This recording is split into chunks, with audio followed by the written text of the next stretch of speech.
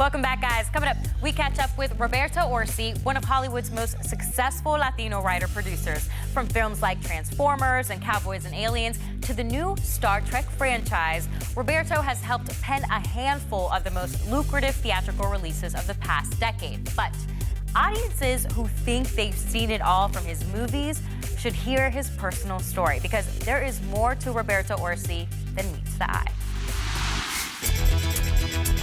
The Legend of Zorro, Mission Impossible 3, Transformers, Watchmen, Star Trek. The list of box office hits goes on for writer-producer Roberto Orci, whose success on the big and small screen could be accredited to his international upbringing. My mom was born in Cuba and ended up living in Houston, where she met my Mexican-born father, and then they ended up in Mexico City, where I was born. One of the advantages, actually, of observing this country from another country is that you pay attention in a different way.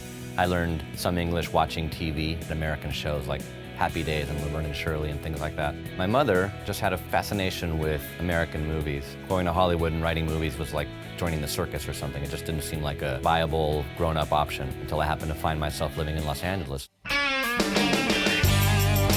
The last year of high school that happened to have a film class, and that's where I met my business and writing partner, Alex Kurtzman. We ended up getting our first freelance episode on a television show. My buddy Alex got a job as an assistant there, but before he even started his first day of work, we wrote an episode of the show. It was called Hercules: The Legendary Journeys, and they were also producers of Xena, Warrior Princess. And sure enough, a few months into the gig, one of the scripts didn't work or had to be thrown out, and he just took out our script and dropped it on the table. When I first got the job working in TV, I told myself, look, if it doesn't work out, I'm gonna go back to school. And my dad reminded me of that every semester. He's like, you're gonna go back and you're gonna finish school, aren't you, mijo? Finally, when Mission Impossible 3 came out, he said, okay, maybe you got a future at this. Today, Roberto Orci continues to tell stories that not only make movie magic, but explore the concept of magic itself. Ladies and gentlemen, For our final trick, we are going to rob a bank. On the count of 3, you will be teleported through space and time to your bank in Paris. 1, 2, 3. Now You See Me, from the magical phrase, now you see me and now you don't.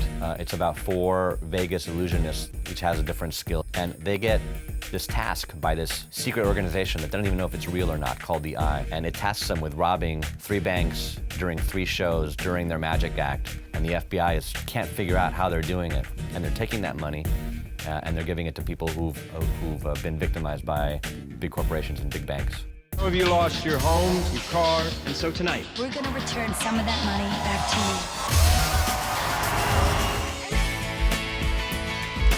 you. The things that make you different are an advantage, is what I would say. The things that make you're from another country, that's not a drawback. That actually is something you should draw upon. And in relation to Now You See Me, the theme of the movie is believing in magic makes magic possible. And if you don't believe it, then it won't happen. So you gotta believe in yourself and you gotta believe in magic.